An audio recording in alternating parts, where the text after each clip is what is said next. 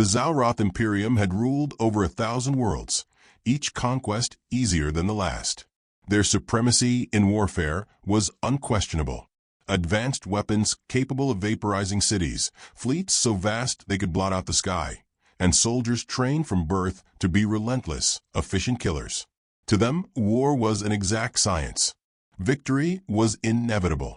Supreme Commander Vorka sat in the dimly lit war chamber, his scaled fingers tapping idly against the edge of his throne-like chair.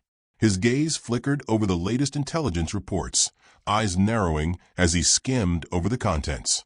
The target was called Earth, a primitive, backwater planet on the fringes of the galaxy, technologically inferior and socially chaotic. It lacked a unified government, its species still engaged in internal conflicts over trivial matters. No genetic enhancements, no cybernetic augmentation, no advanced energy shielding. By all accounts, it was the kind of conquest that should have been a mere formality. He exhaled through his nostrils a deep, guttural sound of amusement. This species is so backward they still rely on combustion-based propulsion, muttered High Strategist Uruk, a wiry, cerebral officer standing at his side. They burn fossilized remains for energy. Their communication system is riddled with misinformation, and they spend an inordinate amount of time engaged in digital tribal warfare over pointless disputes. He sneered. Pathetic. Vorka allowed himself a small, satisfied grin. And yet they have expanded across their solar system.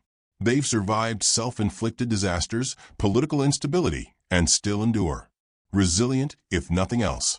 But ultimately insignificant. He turned his gaze to the towering holographic display before him. Live surveillance feeds captured glimpses of Earth's inhabitants, humans, going about their daily routines. They seemed erratic. One screen displayed a public square where a heated debate raged about something called pineapple pizza. Another showed a brightly colored arena where armored warriors, wearing oversized protective gear, hurled themselves at each other over an oblong leather object. In a separate transmission, a group of humans recorded themselves performing inexplicable dances, their faces illuminated by tiny handheld screens. What are they doing? Uruk asked, baffled. Unknown, Vorka muttered. Their culture is illogical. Their habits contradict basic survival instincts. He paused, watching as one human attempted to consume a spoonful of ground cinnamon, only to erupt into violent coughing. Are they poisoning themselves? It would appear so. For a moment, there was silence, as the War Council attempted to make sense of what they were witnessing. It doesn't matter, Vorka said finally, shaking his head. We've crushed superior civilizations without effort. Deploy the demand for surrender. Let's see how these creatures react to true power. The transmission was sent, an elegant, precisely worded declaration, announcing the arrival of the Zalroth Imperium and presenting humanity with a simple choice: surrender or be annihilated. Earth's response came within minutes. It was unexpected. Vorka's eyes flicked across the message, his ridged brows furrowing. Did they just send back an animated image? Uruk hesitated. It appears to be a looping sequence of a human child, extending a middle digit in defiance, accompanied by audio. It seems to be laughing at us. Vorka's jaw tightened. Are they mocking us? Possibly. There is another message attached. It reads, "Try it, space lizards. We dare you." Uruk's voice was carefully neutral, but there was an undeniable tension in the room now. The War Council, once so assured of their superiority, now exchanged uncertain glances. Perhaps they failed to grasp the severity of the situation, suggested another officer. Shall we demonstrate? Vorka's lips curled into something between a smirk and a snarl. Indeed. Send the fleet. Show them what happens to those who mock the Imperium. The assault force, a formation of warships the size of continents, burst into real space above Earth's atmosphere. Their mere presence was enough to cast great shadows over entire cities. The sight alone should have broken the humans' resolve. Instead, they were greeted with mass confusion. Reports flooded in from the planetary surface. Humans were annoyed. They weren't panicking. They were irritated. The warships had appeared during something called the Super Bowl, an event of apparent global importance. People were angry about the interruption. Vorka listened in stunned silence as intercepted broadcasts flooded through their channels. Are you kidding me? They picked today? Who invades on Super Bowl Sunday? Bro, move your space war or whatever. I got money on this game. Aliens in the sky? Dude, they're blocking the signal. It made no sense. This was an invasion, and their primary concern was some form of entertainment event. Then came the memes. Within minutes, thousands of digital images flooded the planetary network, depicting the Zalroth as clowns, Saturday morning cartoon villains, and rejects from a bad sci-fi movie.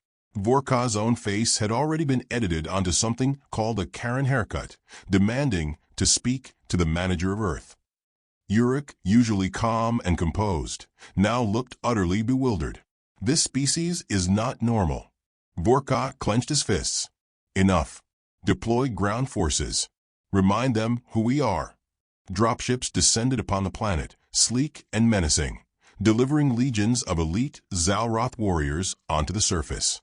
The invasion had begun, but nothing had prepared them for what came next. The troops landed in a sprawling urban center, a city named New York.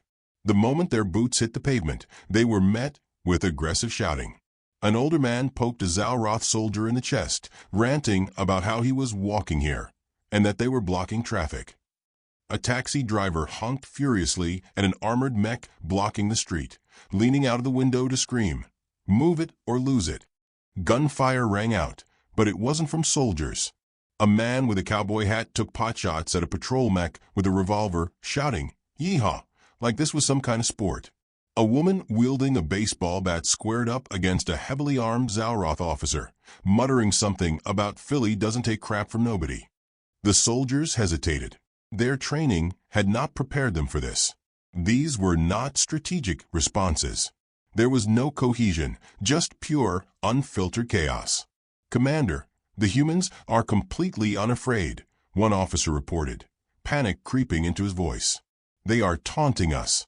A significant portion appears to be recording our troops for entertainment purposes." Vorka's patience snapped. "They are primitive. Break their spirit. Take their leaders." His fleet targeted a primary government facility, a fortified military headquarters where humanity's generals and tacticians were rumored to be. But inside, they didn't find despair or fear. They found General Maya Rodriguez. She leaned back in her chair, arms folded, watching the alien warlord's holographic transmission with an unimpressed expression. A bottle of beer sat beside her, condensation pooling on the metal desk. She listened to Vorka's ultimatum. Then, without missing a beat, she lifted the bottle, took a slow sip, and smirked. "You want war," she said, her voice calm, almost amused. The room went silent. The Zalroth waited for her to break, to beg for mercy. Instead, she set the bottle down, cracked her knuckles, and leaned forward. "Then we'll give you war." And that was the moment everything changed. The battlefield had never been so quiet. A stunned silence stretched between the Zalroth War Council and the defiant figure displayed before them. The human woman, General Maya Rodriguez, had not only refused their ultimatum, but she had done so with an almost casual confidence, as if she had been waiting for this moment her entire life. The smirk on her face was not the expression of a desperate leader making a final stand. It was the smirk of someone who knew exactly what was about to happen next. Vorka clenched his jaw, his taloned fingers tightening around the edges of his command throne. The weight of 1,000 victories pressed against his mind, each conquest a testament to the undeniable might of the Zalroth Imperium. There had never been resistance they could not crush, never a war they could not win. And yet, staring at the human general's unshaken expression, he felt something that was as foreign to him as it was unwelcome. Doubt. "Begin the ground assault," he growled, his voice carrying across the war room like a blade being unsheathed. His fleet obeyed instantly. Thousands of Zalroth soldiers deployed across the planet's major cities, the air thick with a hum of anti-gravity transports. Elite mechanized units touched down in the streets. their sleek metallic armor gleaming under the polluted glow of human civilization. In the Imperium's doctrine, a show of force this overwhelming usually led to immediate surrender. This was the moment where lesser civilizations realized the futility of resistance. But Earth, as they were quickly learning, was not like lesser civilizations. The first indication that something had gone wrong came when an armored troop carrier stalled mid-descent over a city labeled as New York on their planetary scans. Its communication systems had been inexplicably flooded with rapid bursts of data, nonsensical messages that appeared to be human in origin. "Commander," Uruk called, his voice laced with something dangerously close to panic. "Our invasion channels are being disrupted." Vorka turned toward him, eyes narrowing. "By what?" Uruk hesitated.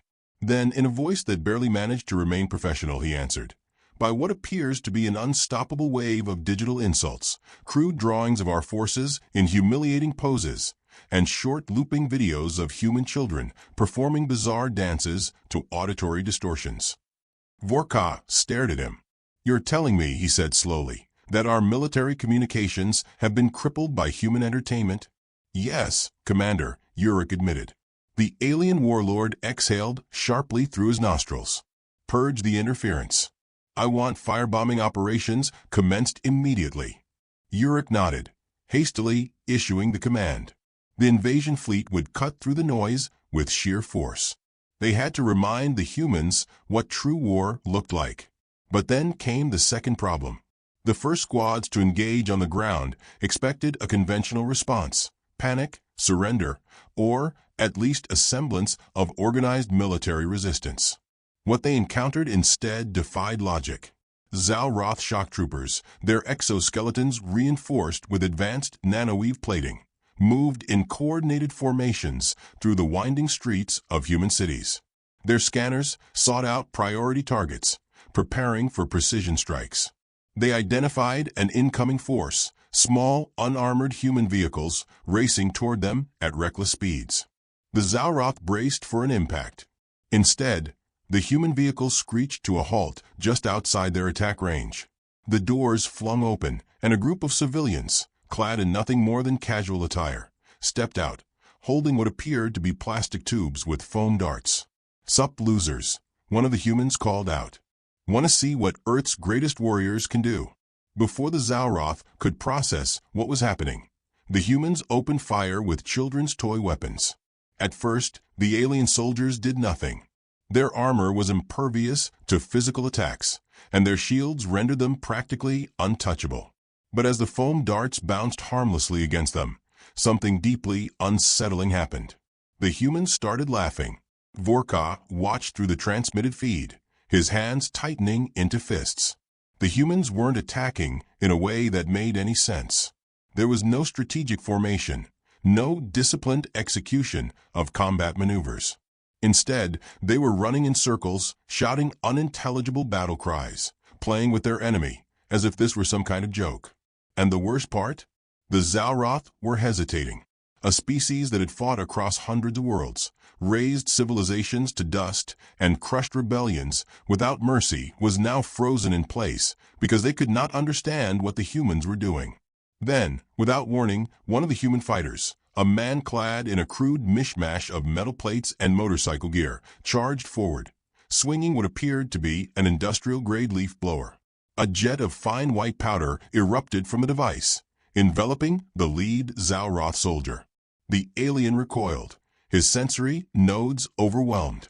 "Dear gods," Uruk whispered in horror, watching the display. "What was that?"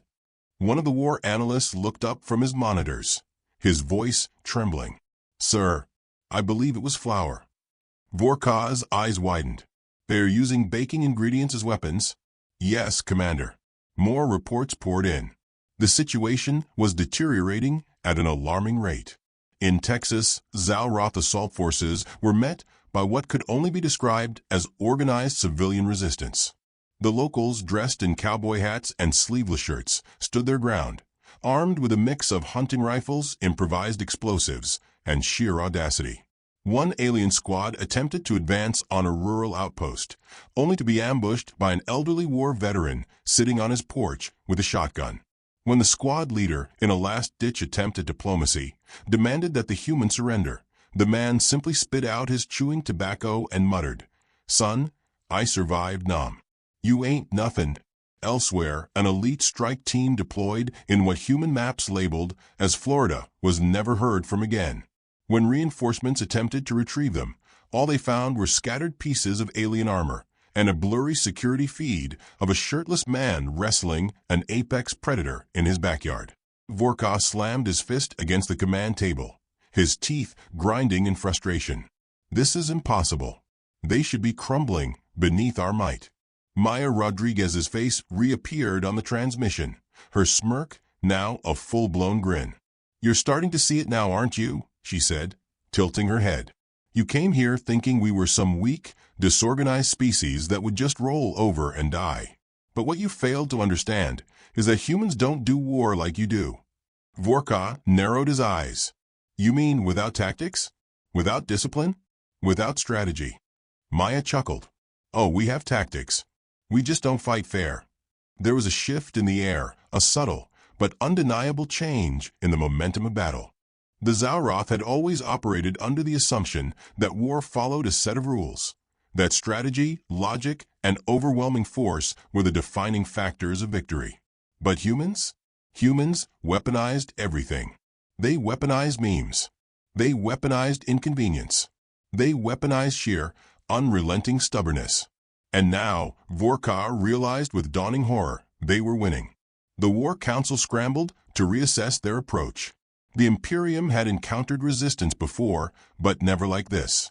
The humans were unpredictable, irrational, and dangerously effective in their chaos. The Supreme Commander exhaled slowly, his mind racing. "This war," he muttered, mostly to himself, "is not going to end the way I expected." Maya took a long sip from her drink, watching him through the screen. "No," she said, voice laced with amusement. "No, it really isn't." The battle for Earth had long since ceased to resemble a conventional war. What had begun as a calculated, strategic invasion had devolved into something far more unpredictable, something no Zauroth general had ever accounted for, a war where the enemy refused to follow the rules. Vorka stood motionless in the command chamber, his claws digging into the edge of his war console. His golden eyes flickered across the ever-changing battle map, noting the rising number of Zauroth casualties, the increasing loss of territory, the sheer disorder of it all. The Imperium had never suffered such an embarrassment. Against the countless civilizations they had crushed, not one had fought back with such chaotic, relentless absurdity. The human resistance, led by that maddening woman, Maya Rodriguez, had not only survived, they had begun to push forward. "We are detecting alterations in their battlefield behavior, Commander," Uruk reported, his voice brittle with disbelief. "They appear to be adopting an entirely new method of psychological warfare." Vorka's mandibles clicked with irritation. "Elaborate." Uruk hesitated, as if struggling to put what he had witnessed into words. "They have weaponized humor." Silence settled over the war room. Vorka blinked once. "Explain." "Their tactics," Uruk continued, his tone laced with reluctant awe, "are not rooted in traditional strategy. They are demoralizing our troops in ways we did not consider possible." He gestured toward the holographic feed. "They are broadcasting distorted images of our soldiers. They have given them humiliating nicknames. They are setting traps, but instead of explosives, they detonate small, harmless objects that produce loud, unexpected sounds. The soldiers do not know how to respond." Vorka's glare darkened. "You mean to tell me that our elite warriors, our best-trained forces, are being dismantled because the enemy is mocking them?" "Yes, Commander." The Zauroth leader exhaled through gritted teeth. "And yet they still die. Their crude humor cannot save them from the inevitable." Uruk shifted uncomfortably. "That is the problem, Commander. They are not dying at the rate we projected." Vorka's eyes flicked to the casualty reports. He had expected massive losses among the humans within the first planetary cycle of invasion. Instead, their numbers had grown. The more battles they fought, the more strategies they developed. Worse, humanity had begun to turn the war back on them. Reports from the field confirmed disturbing innovations. The humans had begun repurposing Zalroth technology, not with careful study, but with reckless creativity.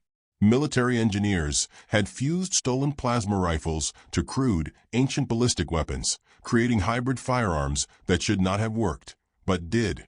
Others had modified captured Zalroth mechs, bypassing their security protocols not with sophisticated decryption software, but with a mixture of duct tape, WD-40, and YouTube tutorials. On the home front, the human war machine had accelerated at an alarming pace. Factories that once produced civilian vehicles had converted their assembly lines overnight, churning out improvised combat drones, makeshift armored vehicles, and experimental weapons designed with all the grace and safety of a DIY project gone terribly right. In Australia, the war had taken an even stranger turn. The Zalroth had attempted to establish a command outpost there, only to be met with wildlife that actively resisted occupation. Venomous snakes had infiltrated troop barracks. Giant spiders had driven entire squads to desert their posts. And somewhere in the vast, unyielding outback, an entire platoon had been completely lost, their last recorded transmission consisting of panic screams and the words, "There's something out here, it's laughing." Vorka could barely fathom what was happening. "They are amateurs," he growled, pacing before his command console. "They do not fight like soldiers."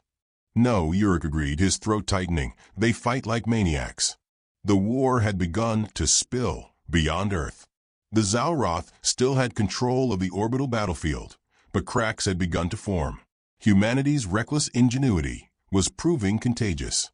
The Zalrotha's own conquered worlds, long subjugated under the weight of their empire, had begun to watch Earth's rebellion with fascination. Even within the Zalroth ranks, there were signs of contamination. Vorka had seen the reports, dismissed them at first, but the evidence was undeniable. Some of his own soldiers had begun adopting human behaviors, strange, inexplicable actions that had never been part of Zalroth culture. A few had been caught attempting to create their own memes, crudely drawn distortions of their commanders meant to elicit some bizarre form of amusement. Others had started listening to human music, their once rigid marching formations disrupted by uncoordinated rhythmic movements.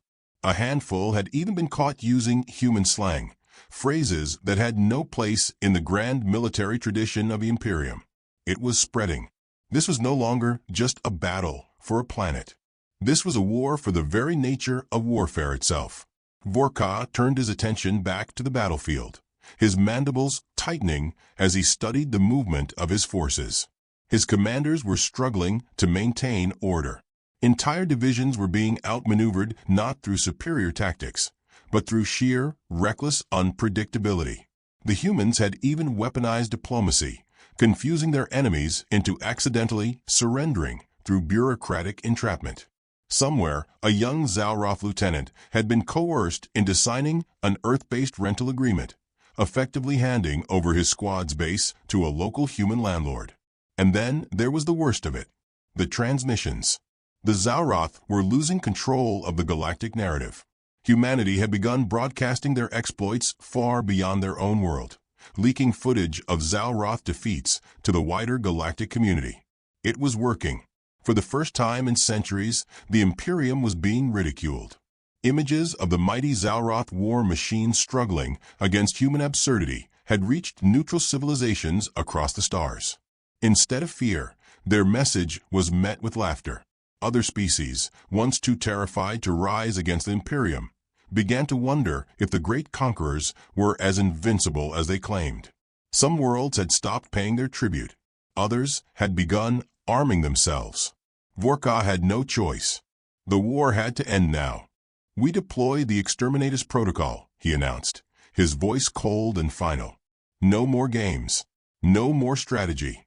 We will rain fire upon their world until nothing remains but ash." Yurik hesitated, a flicker of uncertainty in his eyes. "Commander," he swallowed, "if we do this, we lose." Vorka turned slowly, his gaze sharp. "How do we lose, strategist?" Yurik exhaled shakily. "Because if we wipe them out, their story will only grow stronger. They will become legends, martyrs, symbols of rebellion.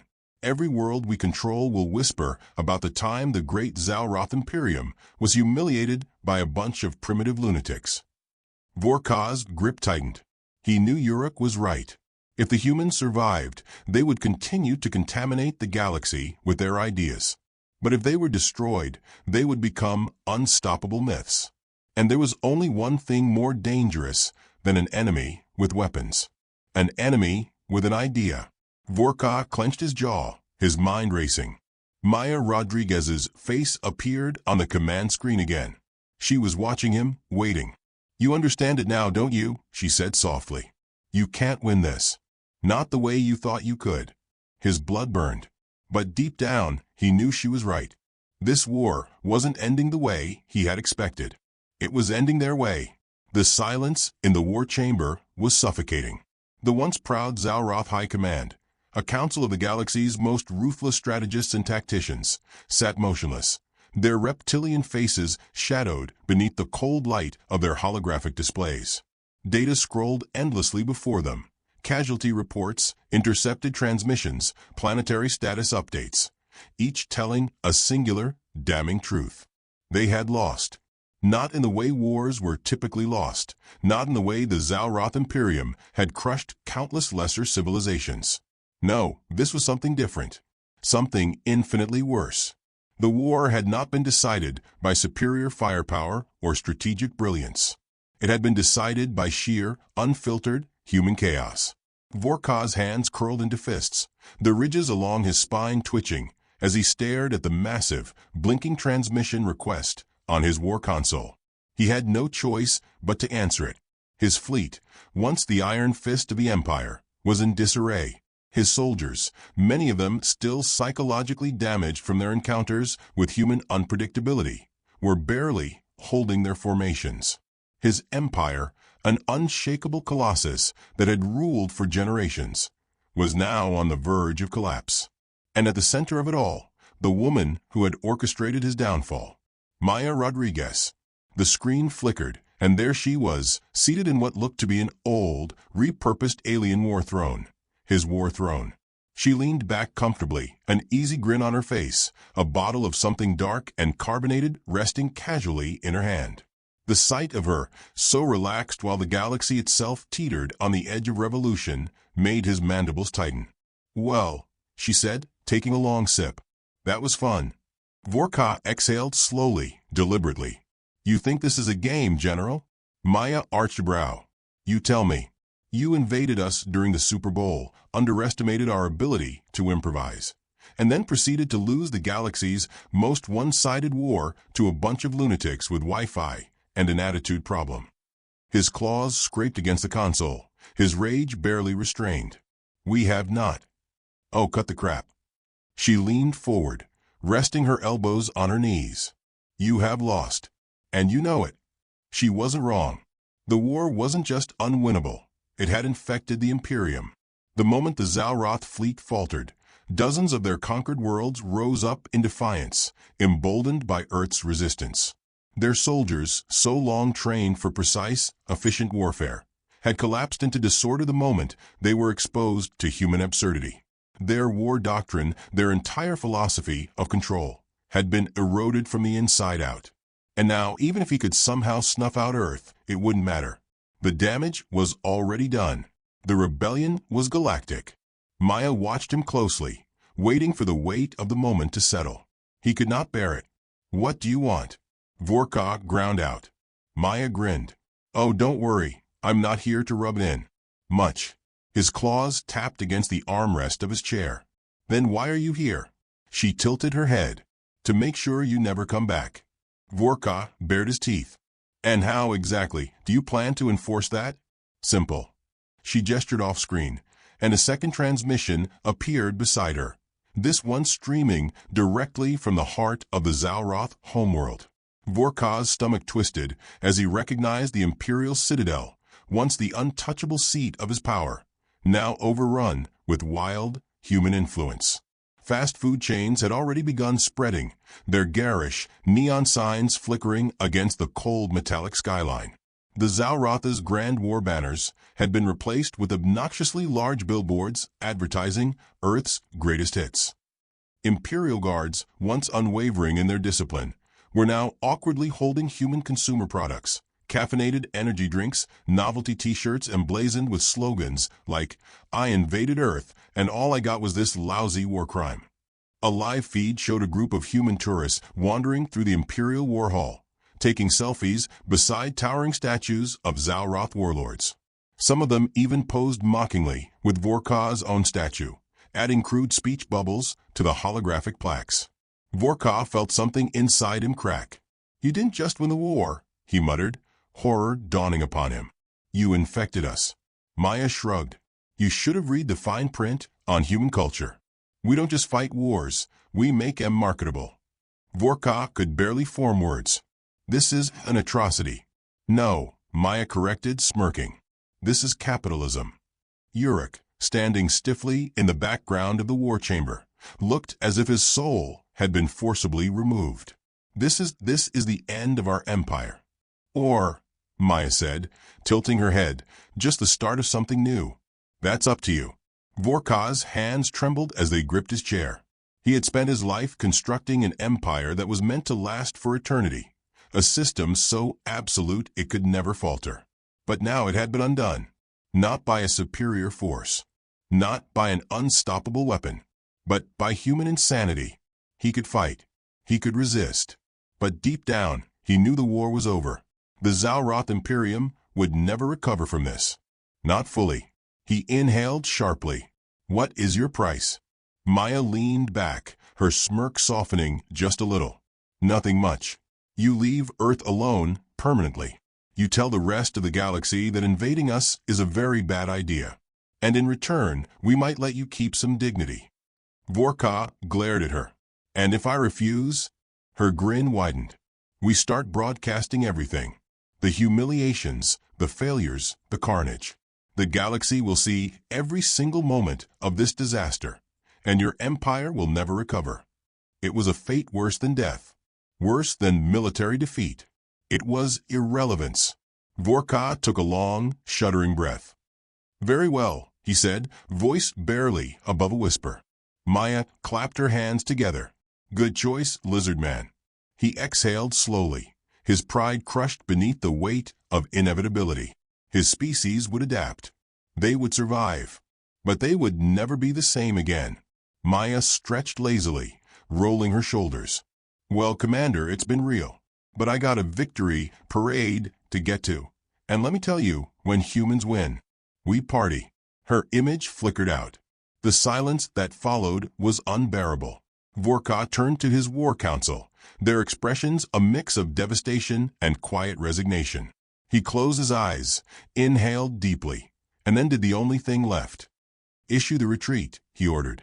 Across the battlefield, the Zalroth fleet began to pull back. The war was over, but its legacy would haunt the stars forever.